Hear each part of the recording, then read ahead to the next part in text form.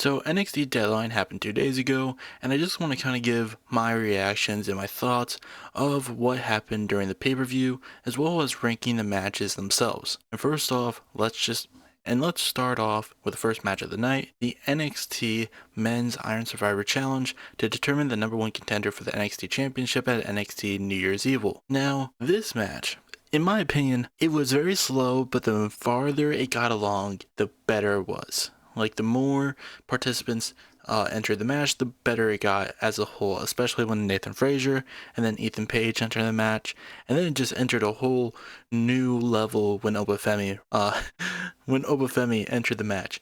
Like, before Obafemi joined in, it felt like equal footing for everyone. Like, it felt purely like this is anybody's game. But then Obafemi came in, and instead of it being a free-for-all where anyone is up for grabs, it felt like a team up where everyone was just trying their best to get rid of this monster, except for Ethan Page, who always, tried to do what was in his best interest. And we're just going to talk a bit about each of the participants in this match. Now, originally, this was supposed to be it was supposed to be a 5-man match the way it worked out, but instead of Obafemi, it was supposed to be Eddie Thorpe. However, before the pay-per-view and at the end of the last NXT before Deadline, Eddie Thorpe won his opportunity to be at Deadline, but ended up getting taken out at the end of the show, more than likely due to what he did last week during NXT, when he was trying to get a possible opportunity to show what he has by going to Ava, who is the general manager for NXT, and due to that, she ended up getting injured, not by him directly, but his actions led to her getting injured, and it led to a confrontation between him and Shawn Michaels, and more than likely this is connected somehow. This could be, now it's not stated that Obafemi was the one behind the attack, which I thought they were going to connect, like the person who got the last spot was going to be the one who attacked him. But I don't think that's going to be the case. I think Obafemi would have basically exclaimed that, maybe, because there was like a post-match little interview he did, at least for like the, WWE social media. But even then, he was just talking about, that he's the one who's next up for the title. So I think the who attacked Eddie angle is still up for grabs. It could be Hikuleo, who is the brother of the Tonga brothers, Tama Tonga and Tonga Loa, and maybe, that's how they're gonna debut him. I don't know if they're gonna tie him up with the bloodline, maybe, I don't know. It could be Lance Anaue, who is directly a part of like the Anaue family. Maybe that's how they're gonna debut him, because apparently he's not on NXT, but he's signed to WWE, at least from what I heard. Some people were speculating it could have been Pentagon Jr., it could have been Obafemi, and honestly could still be. We don't know, but it's going to be interesting to see where that goes. But getting back to the match itself, let's look at each of the participants. First off, we have Javon Evans. Now, Javon Evans is one of those people who, when I notice him wrestling, he can be a bit, you can tell how kind of green he can be at times, kind of new, look rookie. You can kind of tell at times how green he is, but I will say this, when he is able to do something very well, he does it very well, does it incredibly well. There was like a cutter, I forget directly who it was too. I think it might have been Wesley or Ethan Page. He did it from the top rope, which is his finisher, and it was crisp. It was like a crisp top rope cutter. It looked amazing, and he had a lot of solid moments throughout the night. But the starting two people in this match were him and Wesley, and I feel like they just don't really have that great of chemistry.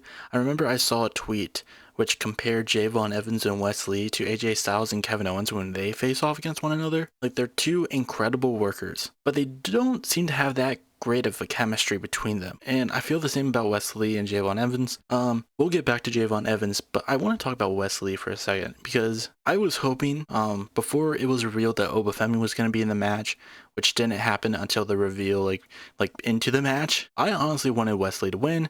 I would love to see Wesley in the NXT championship scene. I feel like they should have had him done that instead of having Ridge Holland in there. But I will say, I haven't been a big fan of his presentation so far. I feel like they should have just have him kept his look that he had like before he turned heel. Maybe it's a personal decision by him. I'm not feeling his new look, and I feel like it's kind of lessened his presentation a bit, especially when he still has like the same Tron and the same music. It feels out of sync, and I feel like it isn't a good work. And hopefully they change it up. Also, I haven't been enjoying this Javon Evans feud with him, and I hope they wrap it up this Tuesday, because I believe this Tuesday they're gonna have a match to like end the feud. But that's about it. Moving on to the third man of the match, Nathan Frazier. I feel like the action was a bit slow with Javon and Wes, but when Nathan Frazier got in there, it changed the game. I feel like everything just got way better. Everything started to mold very well together, and it was incredible. But we'll get back to Nathan Frazier because we're going to talk about him more so during the tag team match after this, because he was pulling double duty that night. Not only was he in the Deadline match, he was also, not only was he in the Iron Survivor Challenge, he was also in a tag team title match where he defended against No Catch Crew with his partner Axiom. Then we gotta talk about Ethan Page. And Ethan Page added a very nice and needed element to this, which was really comedy, in all honesty, and just kind of like really good character work as well. Like, there were times where Ethan Page would get pinned, and he would still and when it comes to the Iron Survivor Challenge, if you get pinned, you had to enter into a penalty box in which, you can't really go after your enemies or anything like that. You just gotta stay there. It lessens the chance of you getting a point. And when it came to Ethan Page, anytime he got pinned, he would immediately be like, I'm not going to the penalty box. I don't have to. I'm not going into the penalty box. Like, he would work up his heel character very well. He also had a great moment after the match. It was like in a post-match interview that happened during the show, where he basically said that he doesn't know where he's going to go from here. Basically teasing that more than likely he's going to be called up to the main roster, which will be pretty cool, especially with this transfer window that WWE is doing, where they're seemingly trying to shuffle the rosters around to see, maybe call some people up from NXT, move some people from Raw to SmackDown, some people from SmackDown to Raw, just kind of shuffle them around a bit before Raw goes to Netflix. But Ethan Page had a lot of great moments throughout the match, and most of them were comedy based, when he cost Obafemi a point by pulling the referee out of the ring so that he couldn't count Obafemi's pin, and Obafemi just getting pissed at him, just being like, why did you do that? And then Obafemi ended up getting pinned by he got pinned by Ethan Page with a schoolboy, and with a schoolboy pin, he rolled him up, and then that sent Obafemi to the penalty box. And then not that long afterwards, Javon Evans also rolled up Ethan Page, sending Ethan Page to the penalty box. Ethan Page tried to escape from the penalty box, but Obafemi dragged him back in and just started fucking meleeing, just started manhandling him. It was funny. I think Ethan Page, honestly, is pretty underrated as a talent right now, and he showed a lot of great character work in this match when it was very much needed. And then we have the winner of the match, the fifth man to enter, Obafemi. Obafemi did great. He did what he needed to do. It was a nice surprise too, because the day of Deadline, there were reports coming in that Obafemi wasn't there. He was just visiting family. He probably wasn't going to be back on TV in a while, or at least he was going to be back on TV soon. But there was no indication that Obafemi was going to be at Deadline until number 5 came out, his music hit, and he tore through the competition. Not only did he get a pinfall almost a minute into the match, he got a double pin that secured him the victory by pinning both Wesley and Nathan Frazier with a double choke slam during the final moments of the match. However, he didn't really get the final laugh, because afterwards, Javon Evans almost got a pin on Obafemi after hitting his finisher on him. However, before Javon Evans could even go into the pin, time ran out. So Javon Evans, who at that point had 2 points and Oba had 3, could have tied up the Iron Survivor Challenge and maybe even go into overtime with it, with the possibility of scoring another point with Obafemi being in the penalty box if he was able to pin him. But instead, because he just wasn't fast enough to pin him after hitting his finisher, he ended up costing himself the match. So I think that's going to do a lot for Javon Evans, because they're doing a current storyline with him throughout everything he's been doing, where he's just too inexperienced, and that inexperience isn't really getting him anywhere. And Wesley's whole thing is that, like, no, you, like, look, I was the happy guy too, the guy who was just happy to be here to get opportunities, and look what it cost me. Like, I'm no longer NXT North American champion. You're gonna have to grow out of that if you want to be something. Like, I haven't been a big fan of their matches, but I do like the idea of their feud, and hopefully it does something for Javon Evans, who I feel like is going to be the next NXT champion after Femi. Like, Evans more than likely is going to get a win back against Femi, maybe at Stand and Deliver. That to me makes the most sense. I think they should do NXT Stand and Deliver, Oba versus Javon, but we'll see where that goes. Personally, if they were to do that, I would have Oba beat him in the first match, and then, maybe continue Femi's feud, and then Javon gets his win back, like, later, maybe like a few months afterwards. But I'm excited to see where this goes.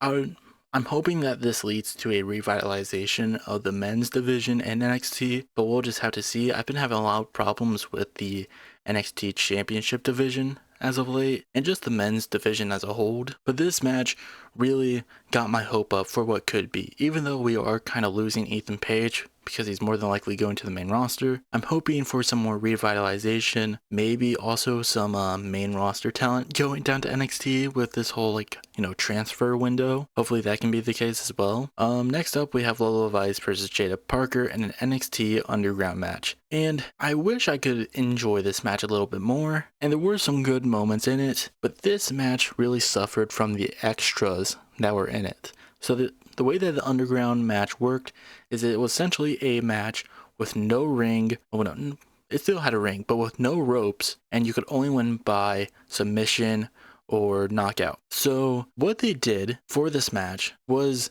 they had a bunch of extras, like a bunch of PC trainees who literally surrounded the ring the entire time for some reason. And during the match, for some reason, they were just patting the ring down. Like, they were just patting the mat. It got annoying really fast. And I just couldn't pay attention to the match because of them just smacking the mat down just got so annoying and distracting for me. I was like, I can't do this anymore. And while it was still a good match from the parts that I saw, because for this parts that I was able to watch when they weren't smacking the mat every fucking minute or so, it was a pretty good match. But I feel like just the environment that they were kind of in, where it almost felt I don't know, the way that I described it while watching it was that it feels like, you're watching this show that has its own audience of random people who are watching this fake audience that are just there to give this non-enthusiastic, non-authentic reaction to what's going on in the ring. It's weird. It's you're the audience and you're watching a second audience watch the actual match, and you're aware that the second audience is not authentic in their reaction, and it's just weird as hell. And the thing is that the crowd at Deadline, the actual crowd, they weren't great either. They were pretty silent for the most part, even though there were some really good matches that really should have been, making the crowd go wild, and they just didn't react. But at the same time, I'd rather take that than an annoying, unauthentic crowd that is just really annoying in the way that they react. So again, I feel like this match could have been better if it just wasn't for the crowd around them, but it had its moments. And then we move on to the NXT Tag Team Championship match with Nathan Frazier and Axiom, where they defeated Miles Bourne and Tavon Heights of the No Quarter Catch Crew. And here's the thing, this match, when I was watching it, I immediately thought, I was like, yes, this is going to be my match of the night. It's going to be great. And it was, until the ending, because I was not a fan of the finish. And it's not how the finish was done. I don't really like the fact that Nathan Frazier and Axiom won. I am kind of getting tired. And here's the thing, I love the Nathan Frazier Axiom tag team. They're a great tag team, but I am just done with the will they won't they breakup angle. It's been going on for far too long, and I just don't really care anymore. At this point, it's just if you're not gonna do it, if you're not gonna do it now, I'm not gonna care when you actually do it. This really felt like this was gonna be the pinnacle of them breaking up, with Nathan wanting to do double duty and ended up costing his team the match. And honestly, I like No Quarter Catch Crew. I like Miles and Taven. They're great. They are great talents. They showcased that in that match, and I feel like they were more than deserving to be the next tag team champions.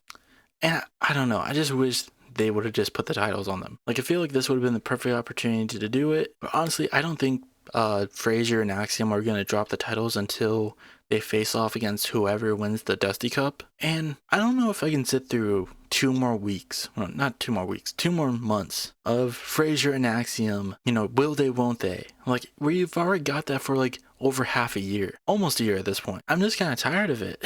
Like, just, it's run its course, I feel like. They've gone through almost every single tag team there is in the division. And I feel like putting the titles on a group that is filled with talent but doesn't get that much showcase in the show anyways would be a good idea. So while I did really enjoy the match, I just don't really agree with Nathan and Axiom retaining the titles. So to me, it's still a great match, but I think the winner of this was the wrong choice. I feel like they picked the wrong winners, and to me it kind of lessens my favorability for this match. But it's not as bad as this next one, which was Trick Williams versus Ridge Holland, which somehow went longer than the tag team match. And this one was just it was alright. It wasn't bad, it was just kind of boring. Like, this should have been a TV match, but it wasn't, and I think it really suffered because of it. Like, it just wasn't that good. I feel like they could have done something with Andre Chase at the end. Maybe reunite that feud with Rich Holland. Maybe try to get Chase U back somehow, of being like, oh, you cost me my university, well, I'm gonna cost you your title match. But nothing really happened. It just kind of ended like I don't know. It's just kind of stale.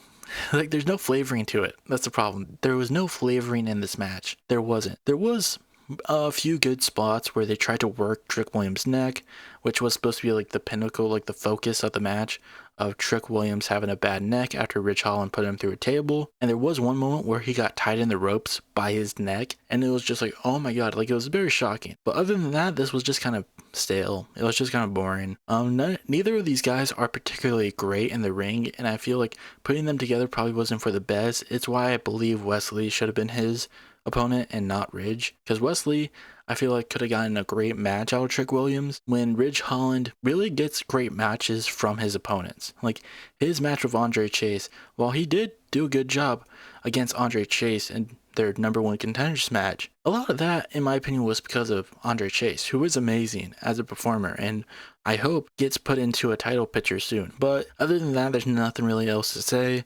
Obviously, they're leading up to Oba versus Trick next, and honestly, I don't see Trick beating Oba at all, and I don't even think that would be the right call. I think the right call would be for Trick to drop the title to Oba.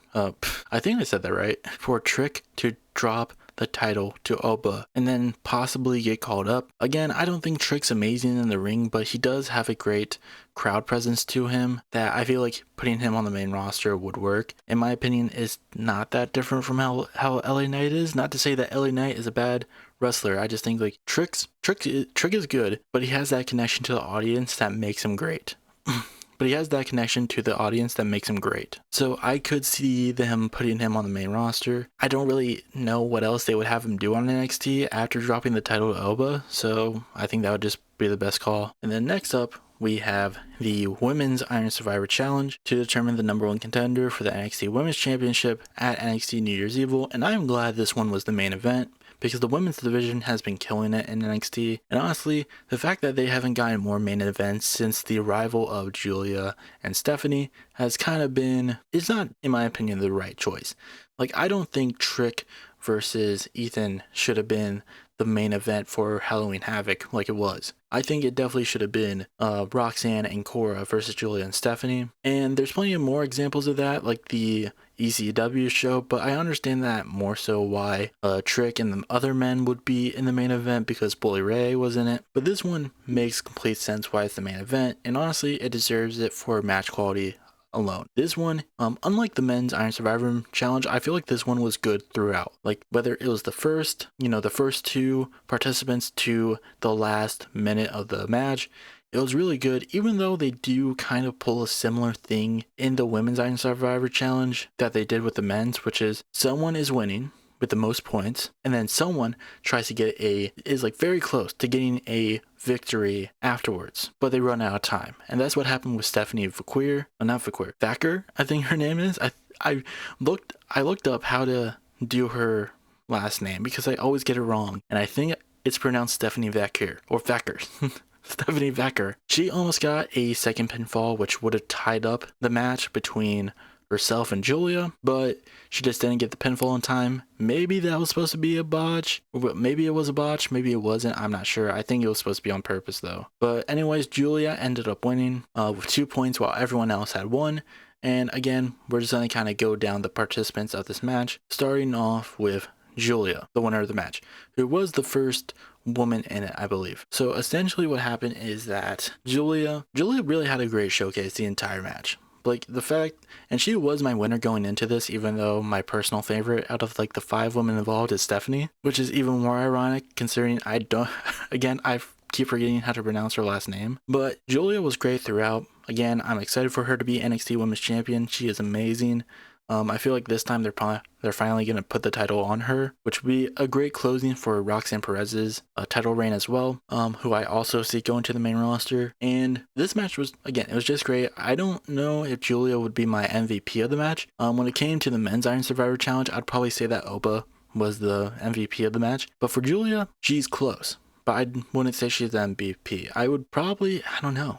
I think it might be Sol Ruka, honestly. I think Sol Ruka, that's the thing, like, all of these women were great. And that's going to be the difficult thing of, like, talking about them individually. Like, they were all great. Even Ren Sinclair, who I don't think a lot of people would have considered to be, like, someone who would have had a great showing. And she still did, even though she took a lot of losses. Like, she got pinned 3 separate times.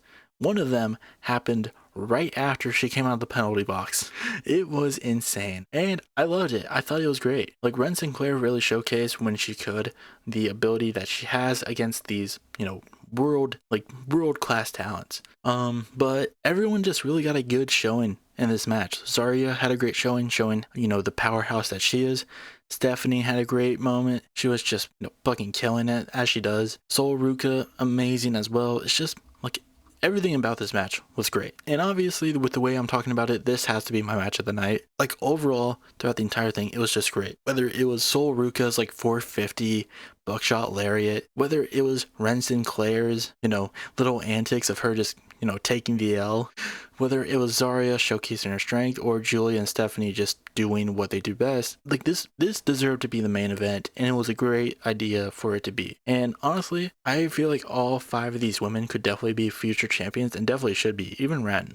And again, this is because it is mostly because I'm a big fan of No Quarter Catch Crew, but she has been great in her role with No Quarter Catch Crew, which is why I really want them to get more of TV time, because Ren is great, Charlie's amazing, and Miles and Tavon should be tag team champions because they are great. And also, speaking of Miles, dude just is Randy Orton. He is. He even did a Randy Orton power slam and did it so well during that match. Like, I just want more No Quarter Catch Crew. Ever since they got rid of Drew Gulak, they have been amazing.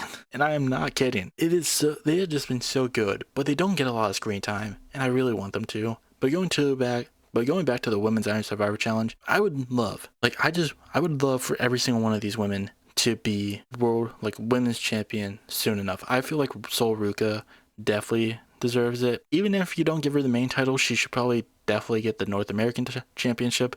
I have a feeling that Zarya is probably going to go after that soon enough, though.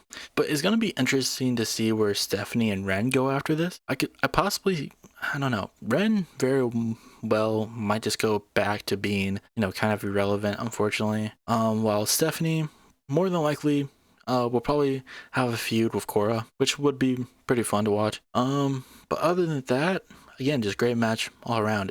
Now, to rank these matches from my least favorite match to my favorite match of the night, least favorite would probably go to Trick and Ridge. Again, it just didn't have that flavoring, didn't have that seasoning that it really needed. And I feel like a Andre Chase, distraction, his involvement would have helped, but it just was a bland match with nothing really to add to it. Obafemi didn't even come out afterwards and attack Trick. There was nothing after the match between Trick and Opa, and I feel like that was just weird.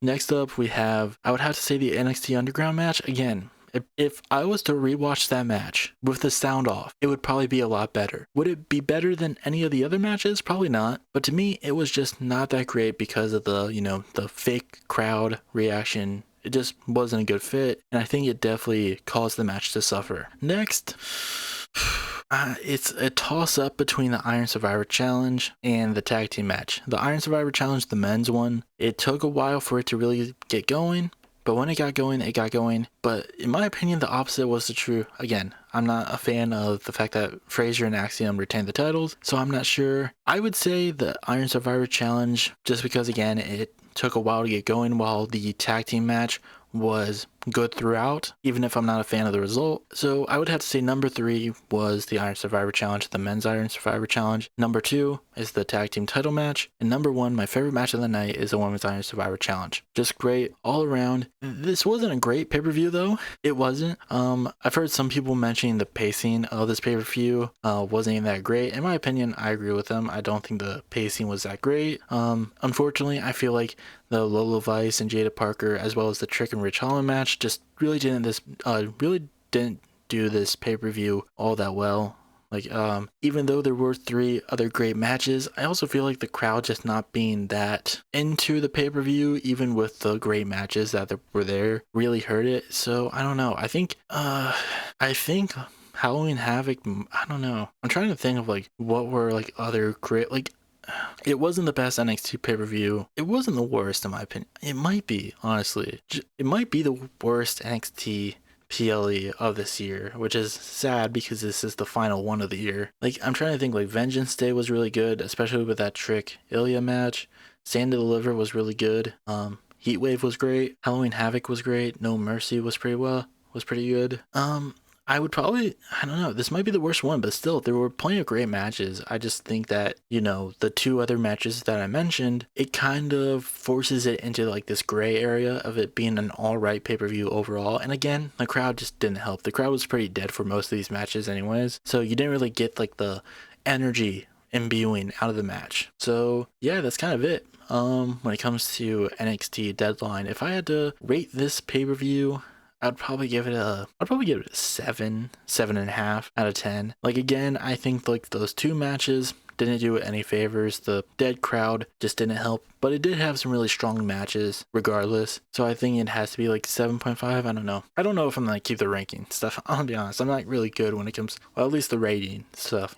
This kind of wraps up, our discussion regarding NXT Deadline.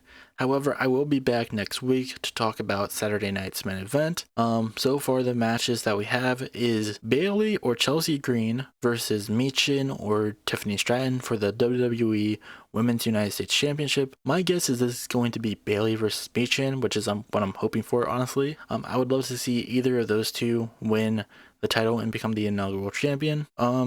Then we also have Liv Morgan versus Io Sky for the Women's World Championship, which I feel like would be a really good match. Hopefully this is able to showcase more of Liv being a really good talent because I feel like for her recent matches she hasn't been able to showcase that. Even though there's a good chance Io could be winning it, even then I just really hope that they have a good showing for Liv in this match, even if she does end up losing. We also have Gunther versus Finn Balor, which I feel like is going to be a really good match, of course, but also more than likely will have its fair share of shenanigans with the Judgment Day and Damian Priest more than likely returning. And then we have Cody Rhodes versus Kevin Owens, which in my opinion, this is going to be the last match for Cody Rhodes under this reign, because I think Kevin Owens more than likely is going to win this championship. I feel like that just makes the most sense in my opinion. Maybe Randy Orton returns, maybe he costs him the title, but I think it would make a lot more sense for Kevin Owens to win, mostly because I want to see Kevin Owens versus Sami Zayn at WrestleMania for the WWE Championship, so that's mostly why.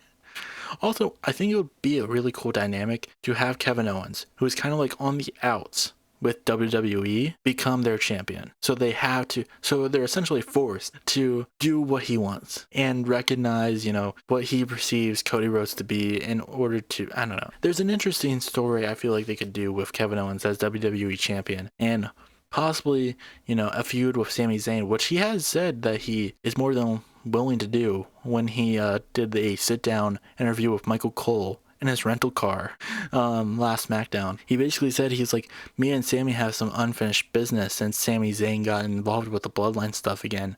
Like, me and Sammy are gonna see each other in the future, and I really hope it's for the WWE Championship. Also, with Saturday night's main event, we will see the return of Jesse Ventura on commentary, which is gonna be something. That's gonna be something. I love Jesse Ventura. I really do. Honestly, I would love to see. It's gonna be weird hearing him talk, like hearing him on like at the announcing table with like this lineup of talent, like hearing his thoughts on the current talent is going to be weird.